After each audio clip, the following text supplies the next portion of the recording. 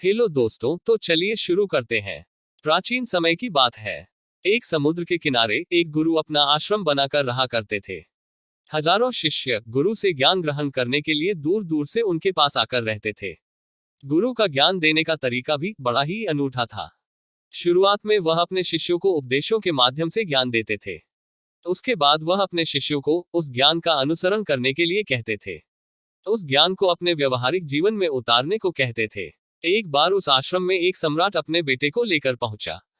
उस सम्राट ने गुरु से प्रार्थना की कि आप मेरे बेटे को अपने आश्रम में रहने दें और अपने तरीके से उसे ज्ञान दें। उसे इस आश्रम में बिल्कुल भी ऐसा नहीं लगना चाहिए कि वह किसी सम्राट का बेटा है। उसे बिल्कुल साधारण शिष्यों की तरह ही ज्ञान देने की कृपा करें। गुरु ने मुस्कुराते हुए कहा कि सम्राट, ज्ञान इसी तरीके से लिया जा सकता है। अगर तुम अपने आप को दूसरों से बड़ा समझोगे तो तुम ज्ञान ग्रहण नहीं कर पाओगे। अगर तुम्हें ज्ञान ग्रहण करना है तो तुम्हें दूसरों की तरह अपने आप को साधारण समझना होगा। यही ज्ञान ग्रहण करने की सबसे पहली सीढ़ी होती है। तुम निश्चिंत रहो, आज से तुम्हारे बेटे की जिम्मेदारी मेरे कंधों पर है। ये कहकर गुरु सम्राट के बेटे को अपने साथ लेकर समुद्र के किनारे टहलने के लिए निकल गए। आश्रम के बाकी सभी बच्चे उस सम्राट को देख रहे थे। सम्राट अपने बेटे को अपने रथ पर बिठा कर लाया था, जिससे सभी बच्चे समझ गए थे कि ये लड़का सम्राट का बेटा है। इसी वजह से आश्रम के सभी बच्चे सम्राट के बेटे की तरफ आकर्षित हो गए थे। जब गुरु सम्राट के बेटे को लेकर समुद्र पर टहल रहे थे तो सम्राट का बेटा अचानक फूट फूट कर रोने लगा, क्योंकि अभी वह सिर्फ 12 वर्ष का था और 12 वर्ष की आयु में उसके पिता उसे अपने से दूर छोड़कर चले गए थे। ये सदमा वह बच्चा सहन नहीं कर पा रहा था। वह नहीं समझ पा रहा था कि उसके पिता उसकी भलाई के लिए उसे उस गुरु के पास छोड़कर गए हैं। उसे रोते हुए देखकर गुरु ने कहा कि बेटा, मैं तुम्हें चुप नहीं करूंगा। हो सकता है कि आज मैं तुम्हारे आंसू पहुंच दूं, लेकिन कल तुम फिर अपने आप को अकेला पाओगे। याद रखना, जीवन में इंसान अकेला आता है और अकेला ही जाता है। जितनी जल्दी जो इंसान इस बात को समझ लेता है, वह उतनी जल्दी आत्मज्ञान के रास्ते पर निकल पड़ता है। गुरु ने अपनी बात आगे बढ़ाते हुए कहा कि जो इंसान अकेला रहना सीख लेता है, वही खुद से प्यार कर पाता है, और जो खुद से प्यार करना जानता है, वह किसी के भी जाने का अफसोस नहीं करता, क्योंकि वह खुद से ही प्यार करता है। धीरे धीरे तुम आश्रम के माहौल में ढल जाओगे। शुरुआत में तुम्हें समस्या आ सकती है, लेकिन कुछ दिनों के बाद तुम इसे आत्मसात कर लोगे। उसके बाद तुम्हें यही जगह बहुत अच्छी लगने लगेगी। ये जगह तुम्हें अपने महल जैसी लगने लगेगी। संध्या हो चली थी। समुद्र के दूसरे छोर पर सूरज दिखने लगा था और अपनी लालिमा पूरे आसमान में बिखेर रहा था।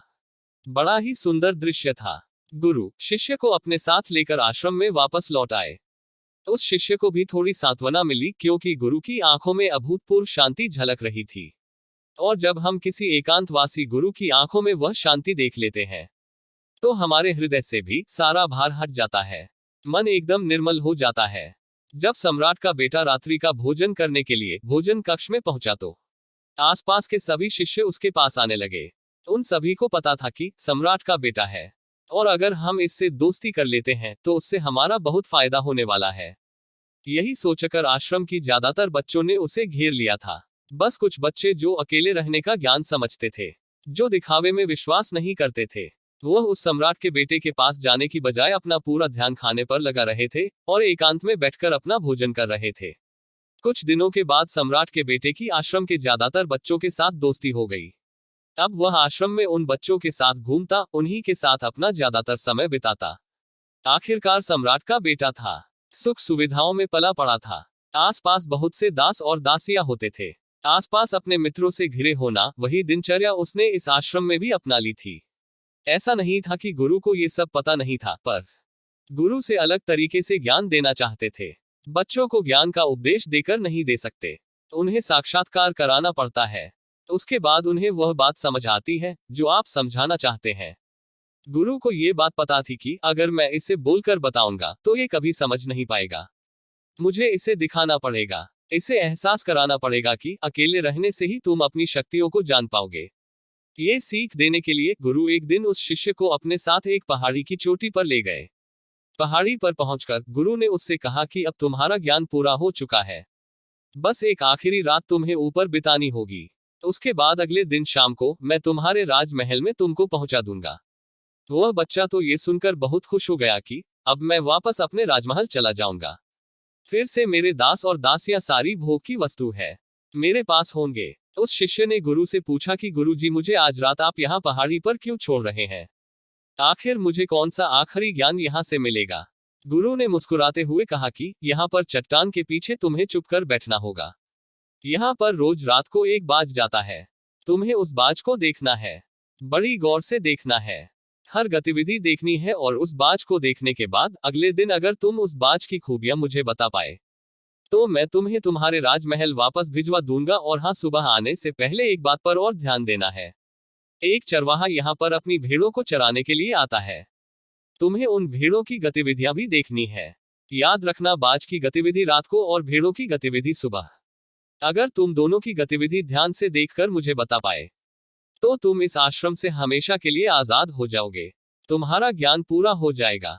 मैं तुम्हारे पिता को कह दूंगा कि ये बच्चा हमारे आश्रम का सबसे ज्ञानी बच्चा है। ये कहकर गुरु अपने आश्रम में वापस लौट आए और वह बच्चा वहीं पर उस चट्टान के पीछे खड़ा हुआ, उस बाज का इंतजार करने लगा। काफी वक्त बीत जाने के बाद वहां पर एक बाज अपने बच्चों के साथ पहुंचा। सम्राट के बेटे ने पूरी रात उस बाज की गतिविधि बड़े ही ध्यानपूर्वक देखे और सुबह होने के बाद जब चरवाहा वहां पर अपनी भेड़ों को लेकर पहुंचा तो उसने एक अभूतपूर्व दृश्य देखा।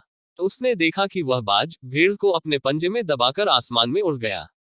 उसने उस भेड़ के बच्चे का शिकार कर लिया था।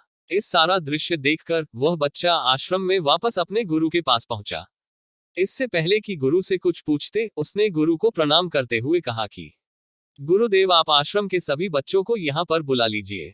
मैं सब लोगों को बताना चाहता हूँ कि मैंने क्या देखा। जब आश्रम के सभी बच्चे वहां पर पहुंच गए तो सम्राट के बेटे ने कहना शुरू किया कि मैंने अपने जीवन में बहुत से पक्षियों को देखा है, लेकिन वह बाज उन सभी पक्षियों में से सबसे अद्भुत और सबसे अलग होता है। उदाहरण के लिए एक तोता था, हम सभी ने देखा है। तोता बोलता तो बहुत है लेकिन कभी ऊंचा नहीं उड़ पाता। लेकिन एक बाज जो कि हर समय शांत रहता है, वह आकाश को भी छू सकता है। उसमें आकाश को भी छू लेने का सामर्थ्य होता है। जब भी एक बाज अपने शिकार को निश्चित कर लेता है तो वह उसी शिकार पर अपनी नजरें गड़ा कर रखता है, चाहे वह कितनी भी ऊंचाई पर क्यों ना हो या फिर कितना भी बड़ा तूफान क्यों ना जाए, लेकिन उसकी नजर हमेशा अपने लक्ष्य पर निश्चित रहती है।